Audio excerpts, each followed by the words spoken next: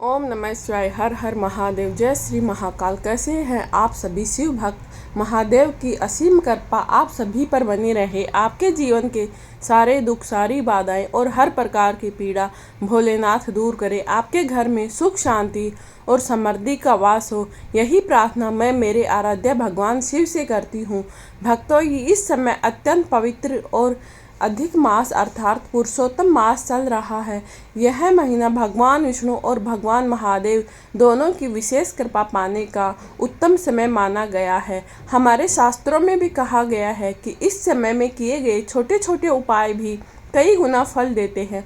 और जब मनुष्य अधिक मास में शुक्रवार के दिन शिव योग का शुभ संयोग बन रहा है, तब इसका महत्व और भी बढ़ जाता है।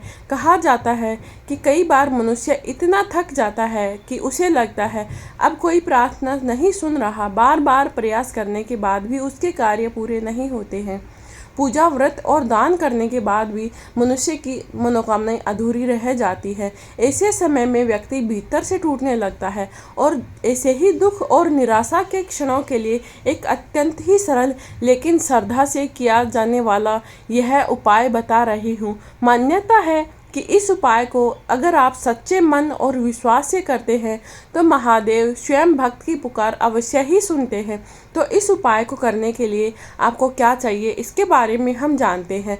तो इस उपाय को करने के लिए आपको सबसे पहले 5 साफ सुथरे अखंड बेलपत्र चाहिए। ध्यान रहे कि बेलपत्र कहीं से कटे फटे, टूटे फूटे नहीं हो। बहुत से लोग बेलपत्र की डंडी तोड़ देते हैं, लेकिन ऐसा नहीं करना चाहिए। मान्यता है कि बेलपत्र का प्रत्येक भाग पूजनीय होता है।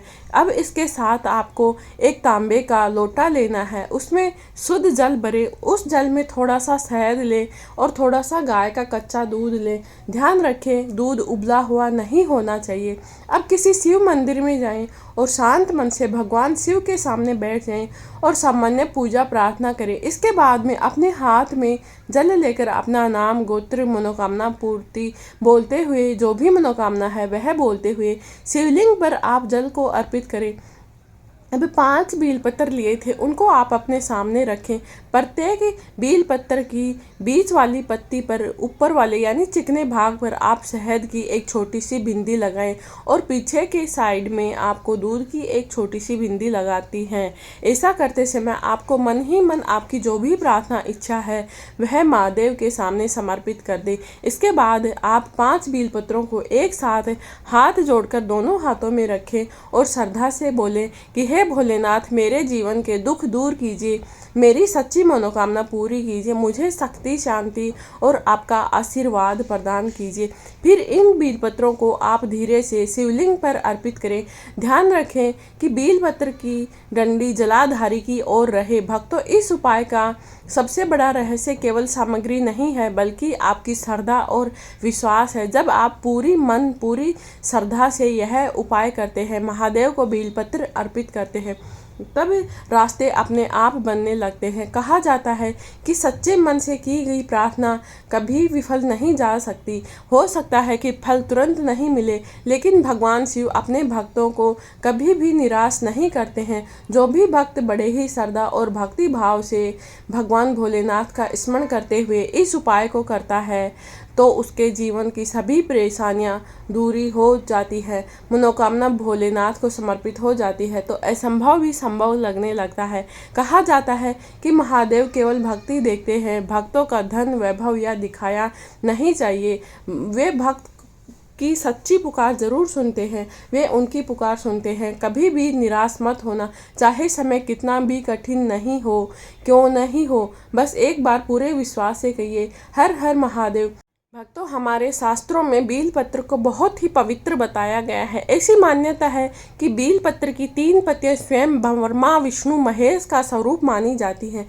इसीलिए जब कोई भक्त सच्चे मन से बेलपत्र अर्पित करता है तो उसकी प्रार्थना सीधे भोलेनाथ तक पहुंचती है। पुराणों में एक कथा आती है। एक बार माता पार्वती ने महादेव से पूछा कि हे प्रभु, कलयुग में ऐसा कौन सा सरल उपाय है जिससे मनुष्य आपकी कृपा प्राप्त कर सके। तो भगवान भोलेनाथ मुस्कुराए और बोले, जो भी भक्त श्रद्धा से बेलपत्र, जल और सच्चे मन से प्रार्थना मुझे अर्पित करेगा, मैं उसकी पुकार अवश्य ही सुनूंगा भक्तों, यही कारण है कि शिव पूजा में बेलपत्र का विशेष महत्व बताया गया है। कहा जाता है कि जब व्यक्ति के जीवन में चारों ओर से निराशा ही रहती है, रिश्ते टूटने लगते हैं, धन रुक जाता है, रोग पीछा नहीं छोड़ते हैं, मन में अंधकार भरने लगता है, तो महादेव की शरण ही सबसे बड़ा सहारा बनती है। इस उपाय को करते समय कुछ बातों का विशेष ध्यान रखना आवश्यक माना गया है।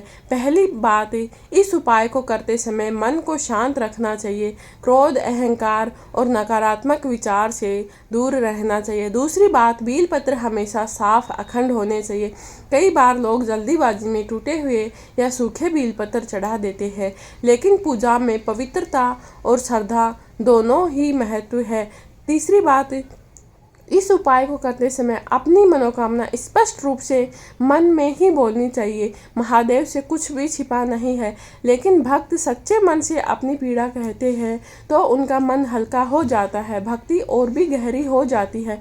भक्तों, शहद और दूध का उपाय इस अर्थ में माना गया है कि शहद मधुरता का प्रतीक है। यह जीवन में प्रेम, सुख, सकारात्मकता लाने का संकेत माना गया है। वहीं कच्चा दूध पवित्रता और शांति का प्रतीक माना गया है। जब ये दोनों चीज़ें बेलपत्र के साथ अर्पित की जाती है तो भक्त अपनी कटुता, दुख, चिंता को महादेव के चरणों में छोड़ देते हैं। कहा जाता है कि जो भी व्यक्ति लगातार श्रद्धा से भोलेनाथ का स्मरण करता है, पुरुषोत्तम मास में यह उपाय करता है, तो उसके जीवन के रास्ते धीरे धीरे खुलने लगते हैं। भक्तों, कई लोग पूछते हैं कि इस उपाय को किस समय करना चाहिए, तो मान्यता है कि प्रातःकाल, ब्रह्म मुहूर्त या सूर्यास्त से पहले का समय श्रेष्ठ माना गया है। लेकिन यदि श्रद्धा सच्ची हो तो महादेव किसी भी समय अपने भक्त की पुकार सुन लेते हैं। और सबसे महत्वपूर्ण बात, इस उपाय के करने के तुरंत बाद चिंता नहीं करनी चाहिए। भक्ति में बहुत ही धैर्य की आवश्यकता होती है।